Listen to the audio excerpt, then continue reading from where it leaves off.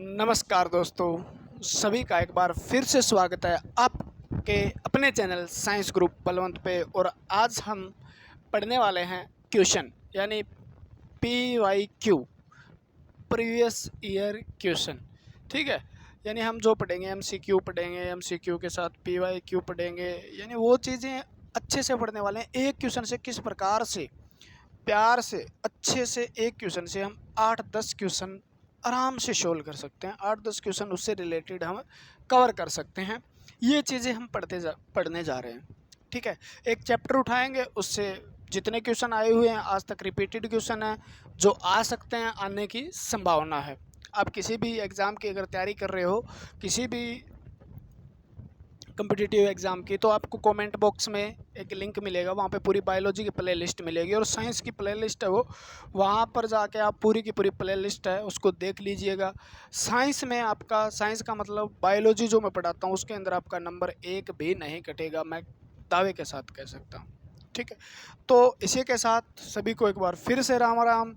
हम स्टार्ट करते हैं। हमारा पहला क्वेश्चन होगा, देखो सबसे ज़्यादा रिपीट हुआ क्वेश्चन है, कोशिका की खोज किसने की। सबको पता है, लेकिन मैं क्वेश्चन बताऊंगा वो नहीं पता होंगे आपको, है ना। क्वेश्चन है, कोशिका की खोज किसने की, इसने ये बात कही है। अब मैं यहाँ से आपको 10 क्वेश्चन करवा देता हूँ किस प्रकार से। एक तो कोशिका है क्या, ठीक है, तो ये हमारी फंक्शनल एवं स्ट्रक्चर यूनिट ऑफ लाइफ है, कार्यात्मक व संरचनात्मक इकाई है। क्या है? सबसे छोटी इकाई है। ये याद करना ही करना है, यहाँ से क्वेश्चन आता ही आता है। अब खोज किसने की, इसकी खोज किसने की, तो खोज की थी आपके 1665। कब की, तो आपका आंसर रहना चाहिए 1665 ईस्वी में। किसने की? रॉबर्ट हुक ने की। रॉबर्ट हुक ने की। अब ये पूछेगा रॉबर्ट हुक ने कहाँ पे की थी, तो रॉबर्ट हुक ने की थी कोरक की छाल पे। किस पे की थी? कोरक की छाल पे। कैसी संरचना देखी थी, तो आप कहोगे थी मधुमक्खी के छत्ते जैसी, मधुमक्खी हनी बी, ठीक है, का जो छत्ता होता है ना, के छत्ते जैसी संरचना देखी थी। ठीक है, क्लियर हो जाएगा। कोशिका की खोज 1665 ईस्वी में रॉबर्ट हुक ने की थी। और कहाँ पे की? कोरक पे मधुमक्खी की छत्ते जैसी संरचना देखी थी। और ये कौन सा सेल था, तो डेड सेल यानी मृत कोशिका थी। कौन सी कोशिका थी? मृत कोशिका थी, याद रखना, ये डेड सेल था। ठीक है, इसी के आधार पे कोशिका के विज्ञान को कहा जाता है साइटोलॉजी। क्या कहा जाता है? साइटोलॉजी। साइटोलॉजी। तो साइटोलॉजी किसका अध्ययन है, तो आपका आंसर होगा कोशिका का अध्ययन है। कोशिका का अध्ययन है, ठीक है ना, कोशिका का अध्ययन है। तो मैं इसलिए ये लिखाया है साइटोलॉजी, या इसको सेल बायोलॉजी कहा जाता है। सेल बायोलॉजी कहा जाता है, यानी कोशिका जीव विज्ञान। तो इसका जनक किसे माना जाता है, तो आपको कोशिका का जनक पूछे या कोशिका विज्ञान का जनक पूछे, कोशिका विज्ञान या कोशिका दोनों का जनक किसको माना जाता है? रॉबर्ट हुक को माना जाता है। किसको माना जाता है? रॉबर्ट हुक को माना जाता है। कितने क्वेश्चन हुए अपने? देखो, कोशिका के विज्ञान को साइटोलॉजी, साइटोलॉजी का जनक रॉबर्ट हुक। रॉबर्ट हुक ने खोज की कारक पे, किसकी की? सेल, कोशिका की। कैसी संरचना देखी? मधुमक्खी जैसी, मृत कोशिका थी। कोशिका विज्ञान का या कोशिका का जनक रॉबर्ट हुक को कहा जाता है। ठीक है, दूसरा क्वेश्चन भी आ जाता है यहाँ से। 1674 ईस्वी के अंदर क्या होता है फिर? एक वैज्ञानिक आते हैं जिनका नाम होता है लीवेनहॉक, एंटोनी वॉन लीवेनहॉक। इन्होंने खोज की, किसकी खोज की? जीवित कोशिका की, यानी लिविंग सेल की खोज सबसे पहले किसके द्वारा हुई, तो आपका आंसर होगा लीवेनहॉक। मृत कोशिका की खोज रॉबर्ट हुक ने की थी। ठीक है। लीवेनहॉक ने किसकी और जीवाणु की भी खोज की थी। आपसे पूछे जीवाणु की खोज किसने की, बैक्टीरिया की, तो लीवेनहॉक ने।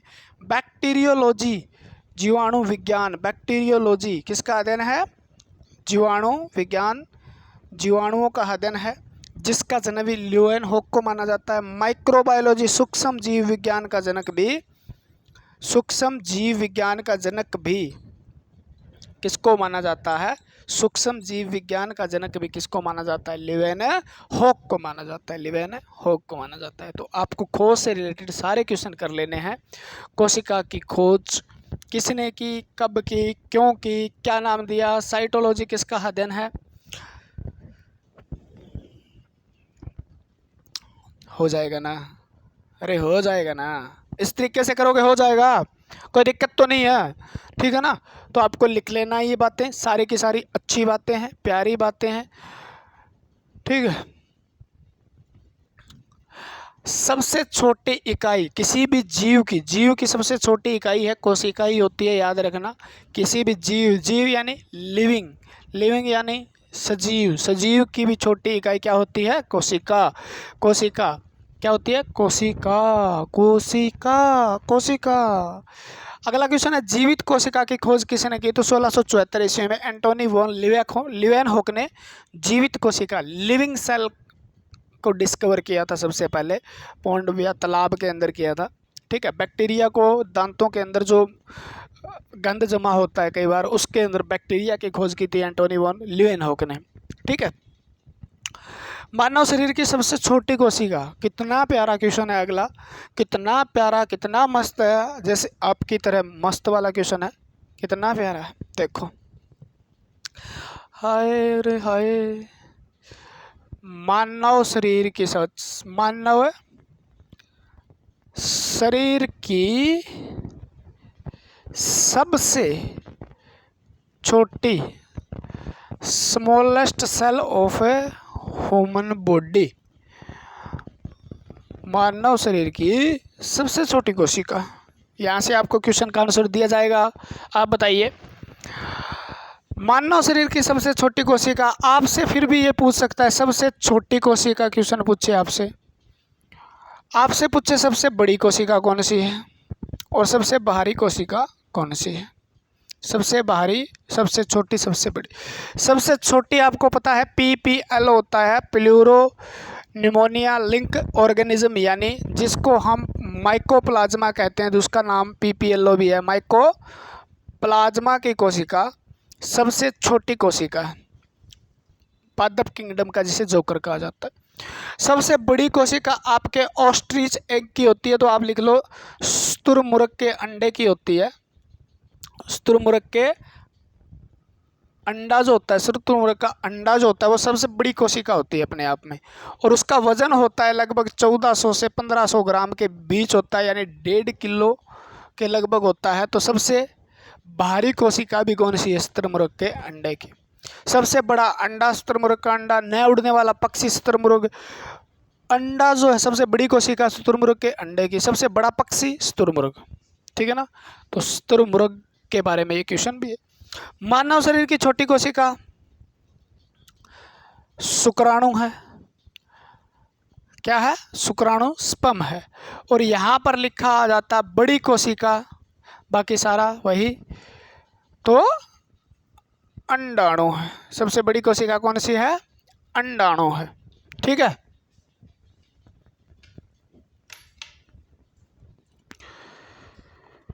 हो मेरे में कौन सी कोशिका सबसे बड़ी, अंडाणु है, ठीक है।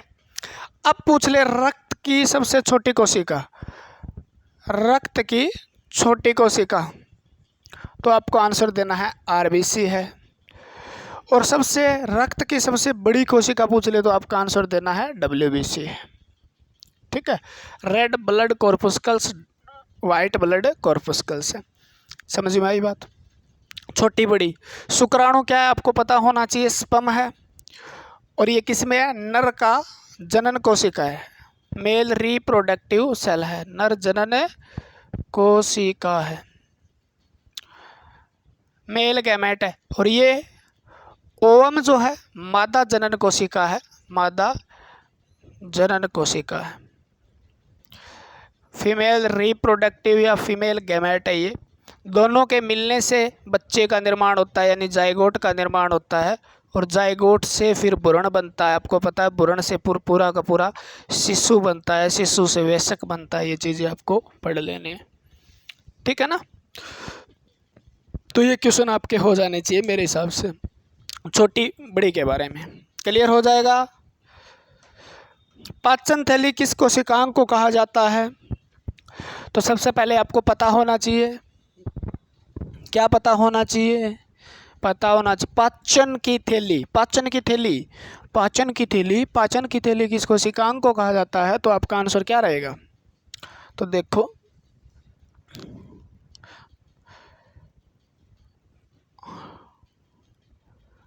पाचन की थैली किस कोशिकांग को कहा जाता है? तो एक शब्द याद रखना, आप अगर पहली बार पढ़ रहे हो, कोशिका, इसको ऑर्गेनल बोलते हैं, यानी इसको अलग अलग तोड़ोगे तो कोशिका अंग, यानी कोशिका का अंग। जिस प्रकार हमारे शरीर के अंदर है उसी प्रकार कोशिका के अंदर अंग पाए जाते हैं, उन्हें क्या बोला जाता है? कोशिकांग बोला जाता है। क्या बोला जाता है? कोशिकांग। तो ठीक है, जैसे माइटोकॉन्ड्रिया कोशिकांग है, राइबोसोम कोशिकांग है, लाइसोसोम कोशिकांग है, अतःप्रदव्य जालिका कोशिकांग है, ठीक है, केंद्रक कोशिकांग है, उसके अंदर और चीज़ें जो पाई जाती है, तारकाय, सेंट्रोसोम, ठीक है, ये कोशिकांग होते हैं। तो उनमें से कौन सा कोशिकांग है जिसको पाचन की थैली कहा जाता है? हो जाएगा, हाँ जी।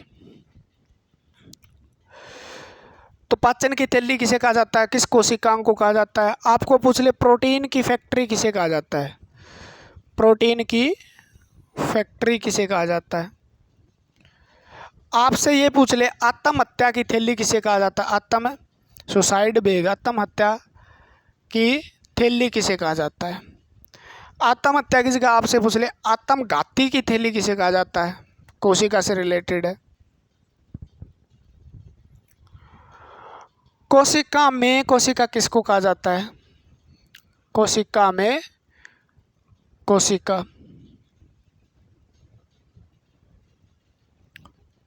ठीक है। कंकाल तंत्र किसे कहा जाता है? कोशिका का कंकाल तंत्र किसे कहा जाता है? ट्रैफिक पुलिस किसे कहा जाता है, या ट्रैफिक पुलिस बोल दो, यातायात प्रबंधक, ट्रैफिक पुलिस किसे कहा जाता है? ठीक है। और कोशिका का दिमाग किसे कहा जाता है? Brain of a cell. कोशिका का नियंत्रक किसे कहा जाता है?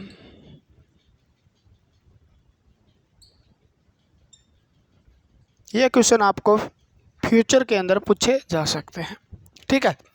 तो इससे रिलेटेड सारे क्वेश्चन आप यहाँ पे कवर कर लेंगे। कोशिका का कंकाल तंत्र किसे कहा जाता है? तो आपका आंसर क्या रहेगा? इंडोप्लाज्मिक रेक्टिकुलम, यानी अतःप्रदव्य जालिका को कहा जाता है। किसको? अतःप्रदव्य जालिका को, ठीक है ना।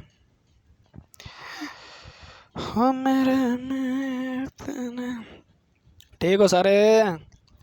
पढ़ाई बढ़िया से चल रही है या कोई दिक्कत आ रही है? या फ़ोन में ही लगे रहते हो सारा दिन चैट, सुपर चैट के चक्कर में? बोलो।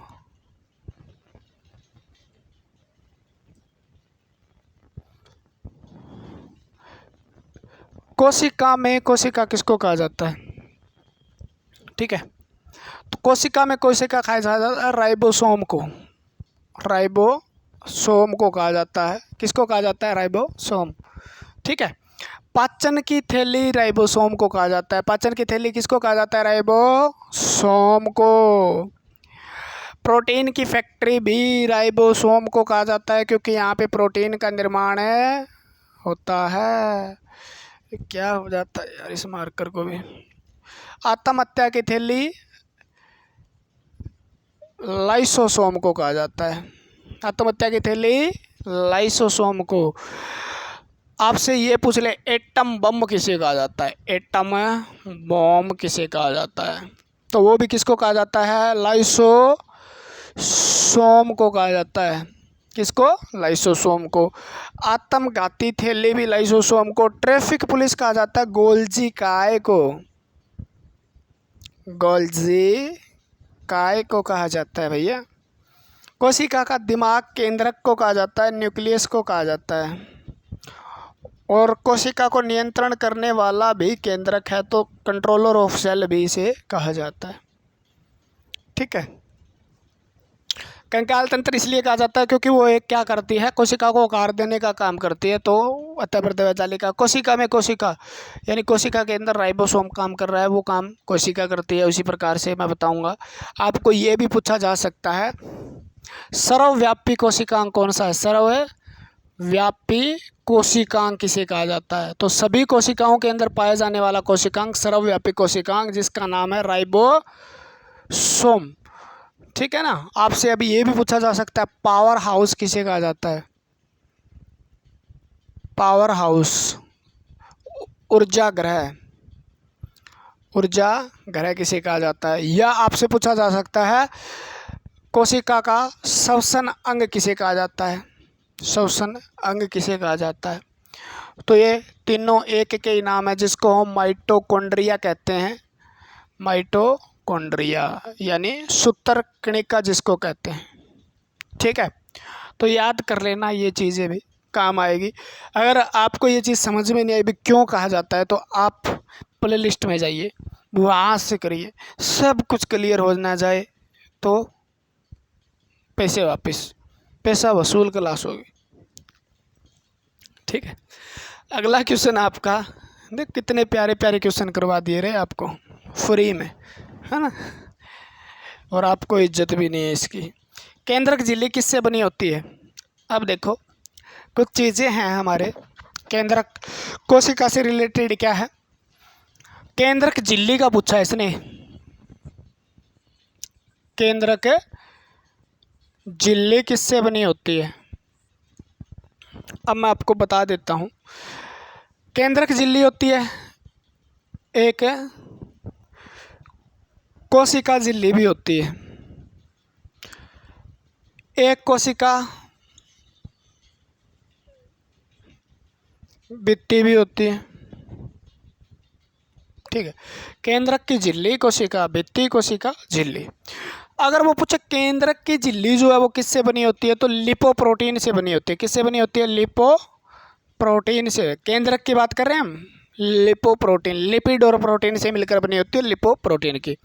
कोशिका झिल्ली की बात करें तो वो बनी फास्फोलिपिड से बनी होती है। फास्फोरस और लिपिड से, फास्फोलिपिड से बनी है। और चीज़ें तो हैं, मुख्य रूप से किससे बनी है पूछे तो फास्फोलिपिड से बनी है, ये लिपोप्रोटीन से बनी है। और ये मुख्य रूप से पादपों के अंदर सेलुलोज की बनी होती है। किसकी बनी होती है? सेलुलोज की। अगर वो पूछ ले कोशिका भित्ति, किसकी कोशिका भित्ति? कवक की कोशिका भित्ति किससे बनी है? कोशिका भित्ति किससे बनी है? तो आपको आंसर देना है काइटिन। क्या आंसर देना है? काइटिन की बनी है।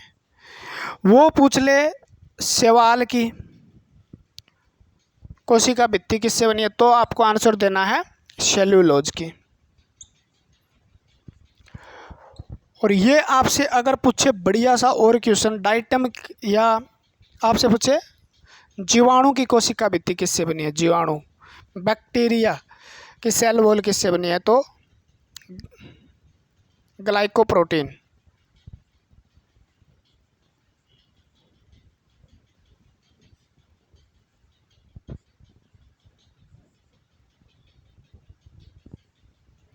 ठीक है। किससे बनी है? ग्लाइकोप्रोटीन से बनी है।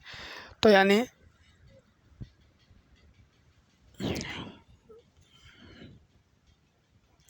पेपिडो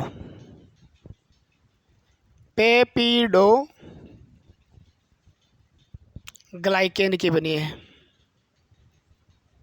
पेपिडो ग्लाइकेन की बनी है। पेपिडो ग्लाइकेन की बनी है। ठीक है। किसकी बनी है? पेपिडो ग्लाइकेन की। तो याद रखना है कोशिका झिल्ली, केंद्रक झिल्ली, भित्ति, सारी चीज़ें आपको मैंने बता दी है। ठीक है, आपसे क्वेश्चन पूछ सकता है भित्ति कहाँ नहीं पाई जाती? जंतु कोशिका पर भित्ति, एनिमल सेल पे कोशिका भित्ति नहीं पाई जाती। किस में पाई जाती है? तो ये पादप कोशिका में पाई जाती है। किस में पाई जाती है? पादप कोशिका में पाई जाती है। पादप कोशिका में पाई जाती है, जंतु कोशिका में नहीं पाई जाती। झिल्ली वही कोशिका, चाहे जंतु हो और चाहे पादप हो, दोनों की कोशिका के अंदर झिल्ली पाई जाती है। कंप्लीट बात है। केंद्रक झिल्ली किस में नहीं पाई जाती? केंद्रक झिल्ली पाई जाती है आपकी यूकैरियोटिक कोशिका में, यूकैरियोटिक सेल के अंदर, ससीम केंद्रिक कोशिका, ससीम केंद्रिक कोशिका के अंदर पाई जाती है। झिल्ली या तो पाई नहीं जाती या डेवलप नहीं होती। किस में? प्रोकैरियोटिक सेल के अंदर, और इसी के आधार पे उसका नाम प्रोकैरियोटिक है। केंद्रक के ऊपर एक परत पाई जाती है जिसको हम केंद्रक झिल्ली कहते हैं, न्यूक्लियर मेम्ब्रेन कहते हैं, असीम केंद्रिक कोशिका। ठीक है, तो कैरियो का मतलब प्रो का प्रिमिटिव पुराने टाइप का, कैरियो का मतलब होता है केंद्रक, पुराने टाइप का केंद्रक जिस पे क्या नहीं है? झिल्ली नहीं है। तो केंद्रक झिल्ली किस में नहीं होती? तो इसमें नहीं होती, और इसमें अच्छी डेवलप होती है। किस में? ससीम केंद्र। इसी के आधार पे इनको दोनों को अलग अलग नाम दिया गया, प्रोकैरियोटिक, यूकैरियोटिक। ठीक है ना, तो ये चीज़ें भी आपको याद कर लेनी। डीएनए कहाँ पाया जाता है? कवक की कोशिका भित्ति किससे बनी होती है? एटम बम किसको कहा जाता है? सब बता दिए। क्रोमोसोम मानव में कितने पाए जाते हैं? जीन कोशिका के किस भाग में होते हैं? ठीक है, कंप्लीट हो गए। इतने क्वेश्चन करवा पाऊंगा मैं ना, इससे रिलेटेड कितने क्वेश्चन हो जाएंगे ये आप देख सकते हो। क्वेश्चन है केंद्रक झिल्ली किससे बनी होती है? उसके बाद डीएनए कहाँ पाया जाता है? डीएनए कहाँ पाया जाता है? ख़त्म करता हूँ मैं लफड़ा, और आपको याद रहना चाहिए ये है आपकी कोशिका। ये क्या आपकी कोशिका है? कोशिका में है आपका केंद्रक। ठीक है, और केंद्रक को तोड़ के अलग करें तो इसमें क्या है? क्रोमेटिन है। और अगर क्रोमेटिन जब एम फेज, मेटाफेज के अंदर देखें, कोशिका विभाजन के समय इनकी स्टडी की जाती है, यानी कैरियोटाइपिंग जब किया जाता है, ठीक है, तो उस समय हमें क्रोमेटिन, कोशिका विभाजन के समय क्रोमेटिन नहीं नज़र आते हैं, हमें क्या नज़र आते हैं? क्रोमोसोम यानी गुणसूत्र नज़र आते हैं। तो गुणसूत्र कहाँ पाए जाते हैं? यहाँ पाए जाते हैं केंद्रक में। गुणसूत्र के में होता है डीएनए और स्टोन प्रोटीन, यानी इसके अंदर क्या है? डीएनए। और डीएनए का छोटा सा भाग क्या कहलाता है? जीन। ये चीज़ मैं अच्छे से वहाँ समझा चुका हूँ, कहाँ पे? पूरी थ्योरी के अंदर। ठीक है, और डीएनए और जीन, जीन किसका हिस्सा है? डीएनए का। डीएनए किसका हिस्सा है? तो गुणसूत्र। गुणसूत्र किसका हिस्सा था? क्रोमेटिन। क्रोमेटिन किसका हिस्सा है? केंद्रक। केंद्रक किसका हिस्सा है? कोशिका। और कोशिका किसका हिस्सा है? उत्तक का। उत्तक किसका हिस्सा है? पेशियों का। और पेशियाँ किसके हिस्सा है? तो आप कहोगे जी अंग का। और अंग किसका हिस्सा है? अंग तंत्र का। और अंग तंत्र किसका हिस्सा है? तो आप कहोगे एक पूरे के पूरे किसी भी जीव यानी शरीर का। ठीक है, तो हमारे शरीर के अंदर सारा कुछ है। शरीर में अंग तंत्र है, ठीक है ना, पाचन तंत्र, कंकाल तंत्र जैसे उनके अंदर अंग है। जैसे पाचन तंत्र में आमाशय, छोटी आंत, बड़ी आंत, अग्नाशय है। पेशियाँ, मसल्स है, उनके अंदर कितने प्रकार की, अलग अलग प्रकार की पेशियाँ होती है। उसके अंदर उत्तक होते हैं कि उपकला उत्तक या संयोजी उत्तक, कोई ना कोई उत्तक होगा। उत्तक के अंदर क्या है? कोशिकाओं से बना हुआ है, ग्रुप ऑफ सेल को हम टिश्यू कहते हैं। और कोशिका के अंदर क्या है? केंद्रक है। ठीक है ना, केंद्रक में क्या है? केंद्रक में क्रोमेटिन है। क्रोमेटिन जब टूटते हैं तो गुणसूत्र कहलाते हैं, एक धागे जैसी संरचना जो गुणसूत्र है। गुणसूत्र को अलग से देखा जाता है तो उसके अंदर डीएनए नजर आता है, और डीएनए को भी बड़ा करके देखा जाए तो उसके अंदर जीन नजर आता है। ठीक है ना, और डीएनए के द्वारा क्या किया जाता है? कोड किया जाता है, और क्या बनाया जाता है?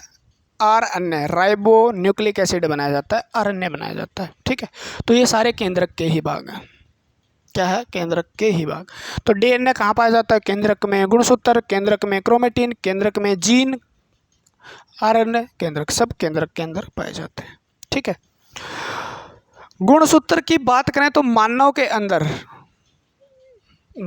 अंदर कितने गुणसूत्र होते हैं, तो 46 गुणसूत्र होते हैं। ये क्वेश्चन आगे पूछा गया है, मानव में कितने गुणसूत्र है, 46 गुणसूत्र है।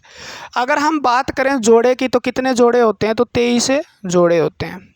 कितने जोड़े होते हैं, 23 जोड़े होते हैं। यानी मानव के अंदर अब गुणसूत्र की बात करते हैं तो मानव के कोशिका के अंदर जो सोमेटिक सेल है, यानी जो कायिक कोशिका, हमारे शरीर की कोशिका, बॉडी की पूरी कोशिका, उसके अंदर गुणसूत्र कितने हैं, 46 गुणसूत्र है, यानी 23 जोड़े हैं, जिसको हम 22+1 लिखते हैं। 22+1 लिखते हैं जोड़े को, यानी 22 जोड़े जो हैं और एक जोड़ा अलग है। 22 जोड़े जो हैं वो एक जोड़ा अलग है। तो 22+1 का मतलब क्या हुआ, यानी 44 गुणसूत्र जो है ना, उनको क्या कहा जाता है और एक जोड़े को क्या कहा जाता है। ठीक है, तो लास्ट का जोड़ा है उसको कहा जाता है एलोसोम। क्या कहा जाता है, एलोसोम। ठीक है, और इनको कहा जाता है ऑटोसोम। तो ऑटोसोम में कितने हैं, 44 गुणसूत्र है, और एलोसोम में कितने हैं, 2 गुणसूत्र है। जोड़ा पूछे तो 1 है। ऑटोसोम है क्या, तो साधारणतः ये महिलाओं और पुरुषों में एक जैसे पाए जाते हैं। क्या पाए जाते हैं, एक जैसे पाए जाते हैं। ठीक है ना, तो एक जैसे होने के कारण, ठीक है, एक जैसे होने के कारण इनको ऑटोसोम, अलैंगिक गुणसूत्र, हिंदी में क्या कहेंगे, अलैंगिक गुणसूत्र कहा गया है। जो शरीर की विभिन्न क्रियाओं, गुणसूत्र शरीर के अंदर होने वाली सभी क्रियाओं पर नियंत्रण करने का काम करते हैं, प्रोटीन का निर्माण करके। 44 गुणसूत्र। 2 गुणसूत्र को लैंगिक गुणसूत्र कहा गया है, यानी लिंग निदान करने वाले गुणसूत्र, सेक्स डिटर्मिनेशन का काम जो करते हैं वो कौन सा करता है, 23वां जोड़ा। 23वां जोड़ा जो महिला के अंदर, आपको पता होना चाहिए, महिला के अंदर एक्स होता है, सबको पता है, और पुरुष के अंदर XY होता है, XY होता है, जिसको लैंगिक सेक्स क्रोमोसोम भी कहा जाता है, या इसको क्या कहा जाता है, एलोसोम। ऑटोसोम 44 गुणसूत्र, लैंगिक अलैंगिक गुणसूत्र, जो शरीर की विभिन्न क्रियाओं पर, यानी शरीर की सभी क्रियाओं पर क्या करता है, शरीर की सभी क्रियाओं पर नियंत्रण करता है। उसके लिए जिम्मेवार कौन है, ये 44 गुणसूत्र है। लैंगिक यानी महिला होगा, होने वाली लड़की होगी या लड़का होगा, इसका निर्धारण करने वाले गुणसूत्र होते हैं 23वां जोड़ा। 23वां जोड़ा को महिला में XX होता है और पुरुष में XY होता है। ठीक है ना, XX मिल जाए तो महिला होगी, XY मिल जाए तो होने वाली संतान लड़का होगा, और XX मिले तो होने वाली संतान लड़की होगी। यह बात हम पढ़ चुके हैं। ठीक है, तो गुणसूत्र कितने होते हैं मानव में, 23 गुणसूत्र होते हैं। 46 गुणसूत्र होते हैं। क्लियर हुई बात। ठीक है, अगर आपसे पूछ ले डीएनए से आरएनए बनाने की प्रक्रिया को क्या कहा जाता है, तो ट्रांसक्रिप्शन कहा जाता है, ट्रांसक्रिप्शन। अगर वो यह कह दे आरएनए से डीएनए जो बन रहा है, आरएनए से डीएनए बन रहा है, ये इधर जा रही है मान लो, और ये इधर आ रही है, आरएनए से डीएनए बन रहा है, तो इसे रिवर्स ट्रांसक्रिप्शन कहते हैं। क्या कहा जाता है, रिवर्स ट्रांसक्रिप्शन। ठीक है, और आरएनए से जब प्रोटीन बन रहा है, आरएनए से क्या बन रहा है, प्रोटीन बन रहा है, तो उसको ट्रांसलेशन कहते हैं, ट्रांसलेशन कहते हैं। ठीक है, ट्रांसलेशन कर याद रख लेना इन बात। ठीक है, तो जीन कोशिका के किस भाग में होते हैं, तो जीन किसका हिस्सा होते हैं, डीएनए का हिस्सा होते हैं। जीन किसका हिस्सा होते हैं, सबसे छोटी आनुवंशिक इकाई है, ये सबसे छोटी आनुवंशिक इकाई है, आनुवंशिकी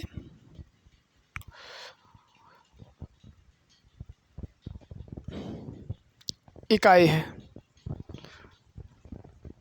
ठीक है, सबसे छोटी आनुवंशिक इकाई जीन है, और ये डीएनए का हिस्सा है, डीएनए का हिस्सा होते हैं। ठीक है, और ये क्या करते हैं, प्रोटीन के लिए कोड करते हैं, प्रोटीन के लिए कोड करते हैं, कोड देते हैं कौन सा प्रोटीन बनाना है। ठीक है, अगर आपसे ये पूछे कहाँ चिपके होते हैं तो क्रोमोसोम, गुणसूत्र पे चिपके होते हैं, तो गुणसूत्र का ही तो भाग है डीएनए। ठीक है ना, तो ये भी पूछा गुणसूत्र में जीन कहाँ पाए जाते हैं, गुणसूत्र में पाए जाते हैं। जीन कहाँ पाए जाते हैं, गुणसूत्र केंद्रक में पाए जाते हैं। ठीक है, डीएनए कहाँ पाए जाते हैं, तो केंद्रक के अंदर पाया जाता है। बाकी और क्वेश्चन, बहुत क्वेश्चन बचते हैं, क्वेश्चन का दौर चलता रहेगा इसी तरीके से। अगर आपको पसंद आता है वीडियो शेयर कीजिएगा, लाइक कीजिएगा, सब्सक्राइब कर लीजिएगा चैनल अगर आप पहले बार आए हो तो। ठीक है ना, आपको समझ में आ रहा है, आपको आ रहा है तो आप कमेंट करके भी ज़रूर बताइएगा। ठीक है ना, आज के लिए फिर इतना ही। जय हिंद, जय भारत, मिलते हैं फिर कल के